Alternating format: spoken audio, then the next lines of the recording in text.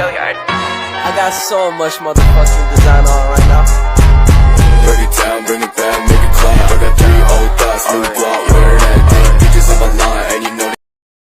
Assalamualaikum warahmatullahi wabarakatuh. Saya Rizky Damanik dari kelas 11 IPA 3. Di sini saya akan menjelaskan tentang resensi bab 3, yaitu sistem hukum dan peradilan di Indonesia.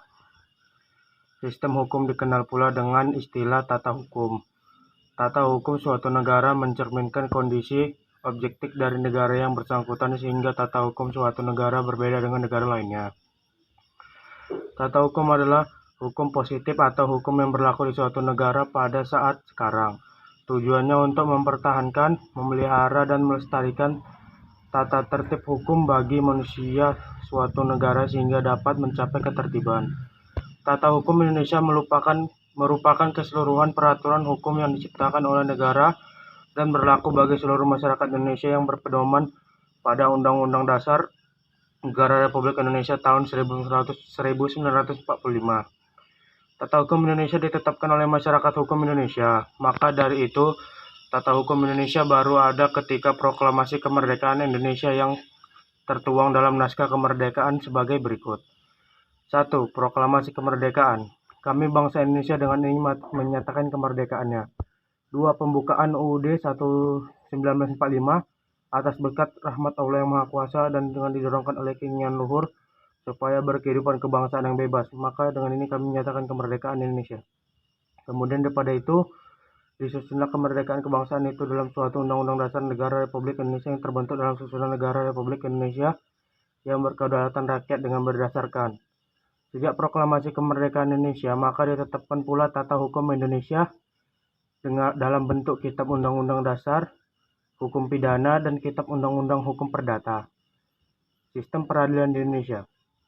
Sebelum penjelasan tentang sistem peradilan di Indonesia, berikut penjelasan mengenai lembaga peradilan. Pengertian lembaga peradilan. Lembaga peradilan adalah lembaga negara yang mengawasi pelaksanaan dari suatu kaidah hukum. Lembaga ini juga merupakan wahana bagi setiap rakyat untuk mencari keadilan untuk mendapatkan hak sesuai dengan ketentuan hukum yang berlaku.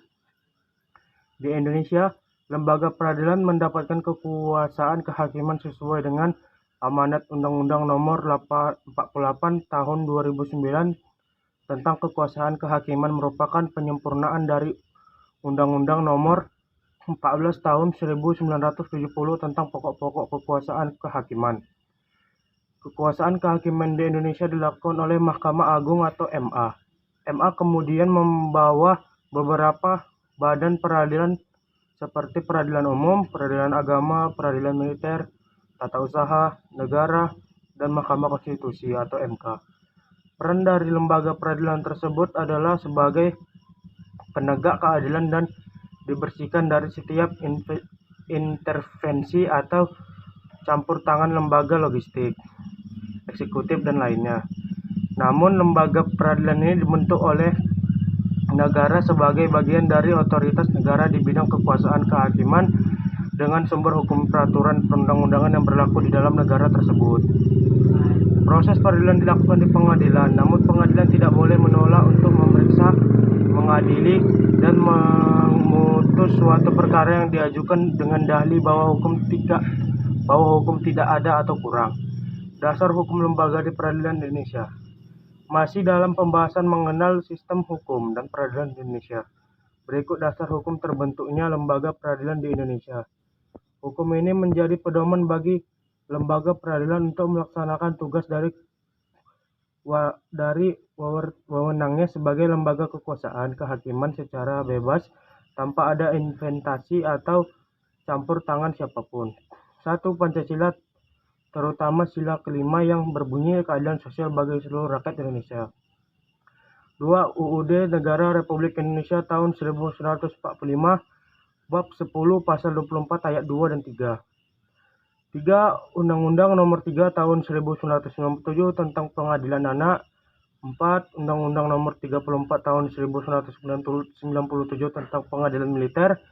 5. Undang-Undang Nomor 26 Tahun 2000 tentang Pengadilan HAM atau Hak Asasi Manusia. 6. Undang-Undang Nomor 14 Tahun 2002 tentang Pengadilan Pajak. 7. Undang-Undang Nomor 24 Tahun 2003 tentang Mahkamah Konstitusi. 8. Undang Nomor 5 2004 tentang perubahan atas Undang-Undang Nomor 14 Tahun 1945 tentang Mahkamah Agung. Klasifikasi lembaga peradilan.